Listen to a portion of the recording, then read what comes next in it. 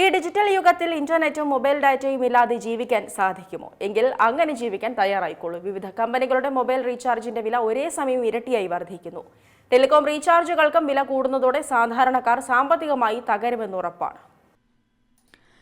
ഈ ഡിജിറ്റൽ യുഗത്തിൽ ഇന്റർനെറ്റും മൊബൈൽ ഡാറ്റയും ഇല്ലാതെ ജീവിക്കാൻ സാധിക്കുമോ? എങ്കിൽ അങ്ങനെ ജീവിക്കാൻ തയ്യാറായിക്കൊള്ളൂ. വിവിധ കമ്പനികളുടെ മൊബൈൽ റീചാർജിന്റെ വില ഒരേ സമയം ഇരട്ടിയായി വർദ്ധിക്കുന്നു. ടെലികോം റീചാർജുകൾക്ക് വില കൂടുന്നതോടെ സാധാരണക്കാർ സാമ്പത്തികമായി തകരുമെന്നുറപ്പാണ്. അതായത് വീട്ടിലെ ഉപ്പ് മുതൽ കർപ്പൂരം വരെ എല്ലാ സാധനങ്ങൾക്കും വില ഇരട്ടിക്കുകയാണ്. അതിനൊപ്പം ഇതാ മൊബൈൽ ഡാറ്റ റീചാർജ് വരെ ഒരേ സമയം വില ഉയരുമെന്ന അവസ്ഥ ഒന്ന് ചിന്തിച്ചു നോക്കൂ. അസംസ്കൃത വസ്തുക്കളുടെ വിലക്കയറ്റവും ആഗോള വിപണിയിലെ അസ്ഥിരതയും കാരണം പ്രമുഖ FMCG കമ്പനികളും 5G നിക്ഷേപങ്ങളുടെ റിട്ടേൺ ഉയർത്താൻ ടെലികോം ഭീമന്മാരും നിരക്കുകൾ ഉയർത്താൻ ഒരുങ്ങുകയാണ്. പ്രധാനമായും ജിയോ, എയർടെൽ, VI തുടങ്ങിയ ടെലികോം കമ്പനികളാണ് കടുത്ത നീക്കത്തിലേക്ക് കടക്കുന്നത്. അതായത് മത്സരിച്ച് കമ്പനികൾ അവരുടെ പ്രീപെയ്ഡ്, പോസ്റ്റ് പെയ്ഡ് പ്ലാനുകളിൽ വീണ്ടും 15% മുതൽ 20% വരെ നിരക്ക് വർദ്ധിക്കാൻ ഒരുങ്ങുകയാണ്.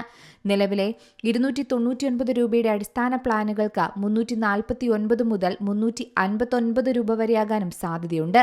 അതായത് ഓരോ റീചാർജിനും 40 രൂപ മുതൽ 80 രൂപ വരെ അധികം നൽകേണ്ടി വരുന്ന സാഹചര്യമാണ് ഇന്നുള്ളത്.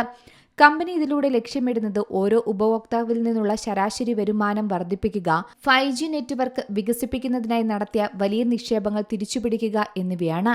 ചിലപ്പോൾ കൂടുതൽ ഡാറ്റ ഉപയോഗിക്കുന്നവരിൽ നിന്ന് കൂടുതൽ തുക ഈടാക്കുന്ന രീതിയിലേക്കും കമ്പനികളും പ്ലാനുകളും മാറാനും സാധ്യതയുണ്ട്. ഇതുമാത്രമല്ല, സൗജന്യ അൺലിമിറ്റഡ് 5G സേവനങ്ങൾ നിർത്തലാക്കാനും സാധ്യത ഏറെയാണെന്നും പറയുന്നു.